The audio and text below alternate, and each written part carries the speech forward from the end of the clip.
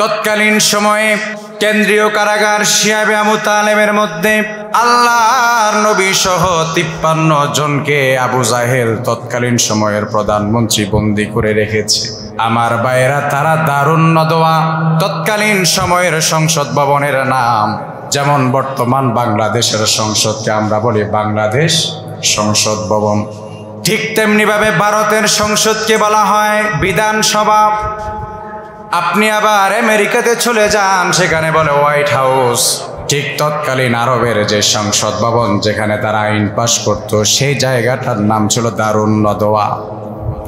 সেই দারুন নদওয়াতে আবু জাহেল আল্লাহর নবীকে শেষ করার জন্য 3টি আইন পাশ করেছে, 3টি বিল পাশ করেছে। আমার ভাইয়েরা, আমরা তো আল্লাহর নবীর অনেক সুখের দিনের ইতিহাস সম্পর্কে আমরা জানি, আল্লাহর নবীর মিষ্টি খাওয়ার সুন্নত সম্পর্কে আমরা জানি।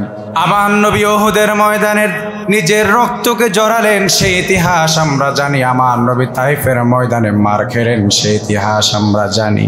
কিন্তু আমার ভাইয়েরা, বর্তমান সময়ের জালেম স্বৈর শাসকরা আলেমদের উপর যে নির্যাতনের স্টিম রোলার চালিয়ে দেয়, তার প্রথম ধাপ হচ্ছে কারাগার, কারা নির্যাতন।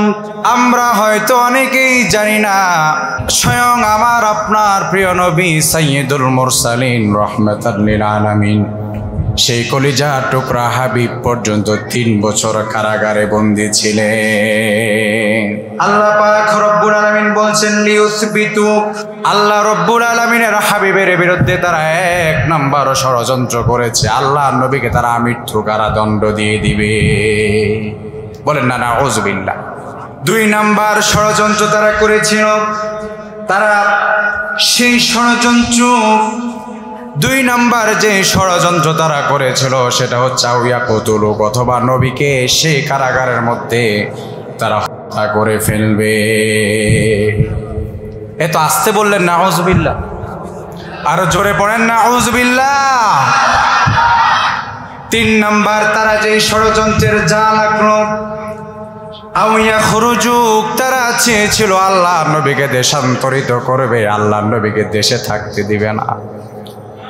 আমার ভাইয়েরা, 3টি আইন পাশ করলো তারা, আর আল্লাহ নবীকে তারা বন্দিশালায় বন্দি করে রাখলো, যেন আল্লাহ নবী দ্বীনের দাওয়াত দিতে না পারেন।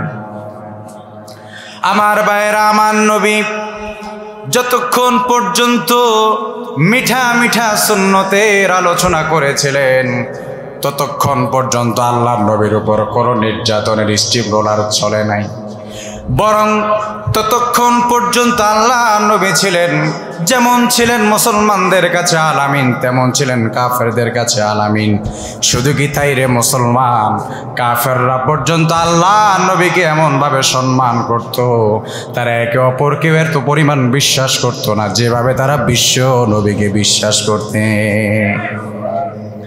আমার দেশেও আজ দেখা যায় একদল ছাটুকারী আলেম।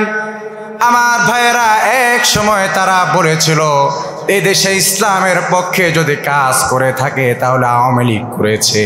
এখন সেই হুজুররাই আবার বলে তারেক রহমান দেশটাকে নতুন করে সাজাবে। ওনারা আবার বড় বড় হুজুর সকল অনুষ্ঠানে দাওয়াত পায়, আর যারা বলল না ইসলাম ছাড়া বিকল্প কোনো পথ নাই, তখনই তারা হয়ে যায় ভণ্ড, তখনই তারা হয়ে যায় খারাপ। আমার ভাইয়েরা, যুগে যুগে এরকম ছাটুকারী আলেমরা ছিল, যুগে যুগে এরকম ছাটুকারীরা ছিল। আমার ভাইয়েরা, একটু ভালো করে দিলের কান লাগিয়ে শুনবেন।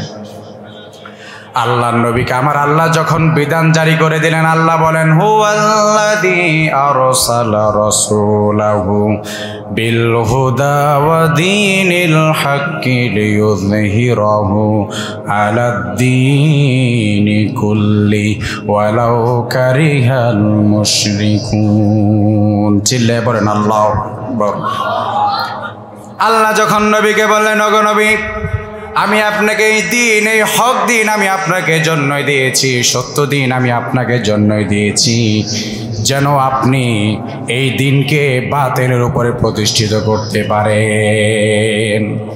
এই দিনকে আল্লাহ দিয়েছেন বাতিলের উপরে প্রতিষ্ঠিত করার জন্য। আর সবচেয়ে আফসোস লাগে আর এই দিনের কান্ডারিরা যখন বাতিলের কাছে বিক্রি হয়ে যায়। আল্লাহর নবী যখন এই কর্মসূচি হাতে নিলেন, কাফেররা এবার চিন্তা করলো, আহারে আমাদের ক্ষমতা নিয়ে তো টানাটানি শুরু হয়ে যাবে, মুহাম্মাদের উপর মানুষের যে বিশ্বাস আস্থা তৈয়ার হয়ে গেল, এইভাবে আস্তে আস্তে করে তো আমাদের ক্ষমতা পর্যন্ত চলে যাবে। তারা ভয়ে পেয়ে গেল। আল্লাহর নবীর উপর তাদের নজরবন্দি শুরু হয়ে গেল।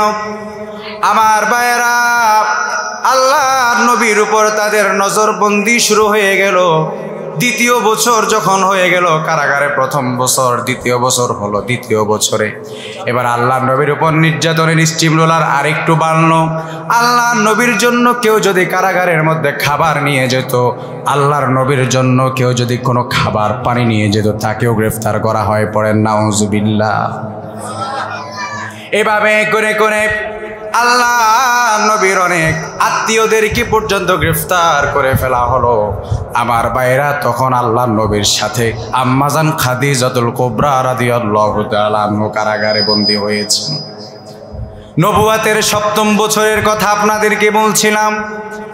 আমার ভাইরা, আল্লাহর নবীর উপরে এভাবে নির্যাতনের স্টিম রোলার শুরু হয়ে গেল। তৃতীয় বছর আবু জাহেল এবার প্ল্যান করলো। তৃতীয় বছর কিভাবে আল্লাহ নবীকে কারাগারের মধ্যে রেখে হত্যা করা যায়। আমার ভাইয়েরা, আবু জাহেল প্ল্যান করলো। আল্লাহ বলেন, ওয়ায়ামকুরুনা ওয়ায়ামকুরুল্লাহ ওয়াল্লাহু খায়রুল মাকিরিন।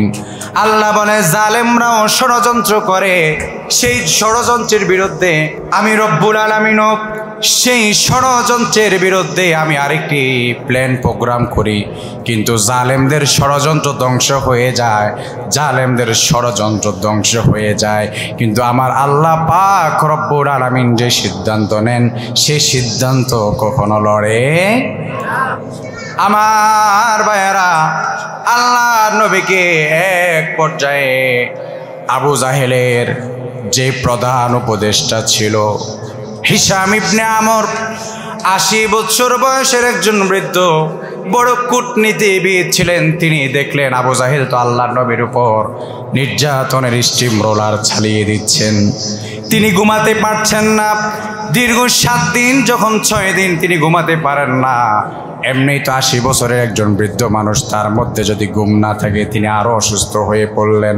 তিনি যখন এবার আরও অসুস্থ হয়ে পড়লেন, এবার স্ত্রী বলল, স্বামী আমার, আপনি ঘুমান না কেন, আপনি ঘুমাতে পারেন না? হিশাম ইবনে আমর বলে, ওরে আমার স্ত্রী, আল্লাহর নবীর মতো ভালো মানুষ আমি আর জীবনে দেখি নাই, কিন্তু আবু জাহেল তাকে কারাগারের মধ্যে বন্দি রেখে মেরে ফেলতে চায়। আমার ভাইয়েরা, স্ত্রী বলল, যান আপনি হিশাম ইবনে আমর, আপনি চলে যান, আপনি আল্লাহর নবীকে মুক্ত করে ফেলুন। এভাবে করে করে তারা আস্তে আস্তে করে ৫ জন গুরুত্বপূর্ণ ব্যক্তিদেরকে নিয়ে আল্লাহর নবীকে মুক্ত করে আনলো।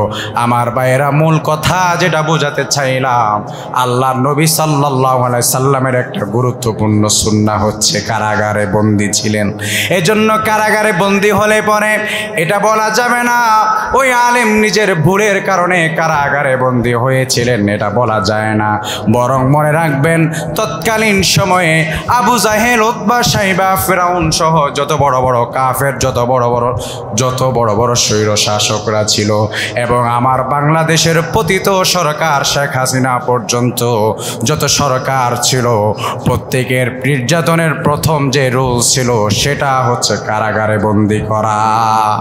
এজন্য কারাগারে বন্দী হওয়া এটাও কি আল্লাহ নবীর একটি গুরুত্বপূর্ণ সুন্নাহ। আমার ভাইয়েরা, এজন্য আল্লাহ পাক রব্বুল আলামিনের এই বিশাল বিধান, এই বিশাল জ্ঞানের ভান্ডার যারা হক বজ্রকণ্ঠে প্রচার করবে, তাদের উপরে এই নির্যাতনের স্টিম রোলার ছাপিয়ে পড়বে, এই নির্যাতনের স্টিম রোলার তাদের উপর চড়বে। এজন্য আমাদেরকে ব্যতীত হওয়ার কিছু নেই, বরং তাদের পক্ষে থেকে, তাদের সাথে থেকে ইনশাআল্লাহ আমরা আগামীর বাংলাদেশ গড়তে চাই। তো ইনশাআল্লাহ কারা কারা চাই, দুইখানা হাত উঠিয়ে আল্লাহ পাক রব্বুল আলামিনকে দেখিয়ে দেয়। লিল্লাহে তাকবীর, লিল্লাহে তাকবীর। আল্লাহ পাক আমাদের এই উক্ত ইসলামী মহাসম্মেলনকে কবুল করুন। সকলে পড়ে আমিন।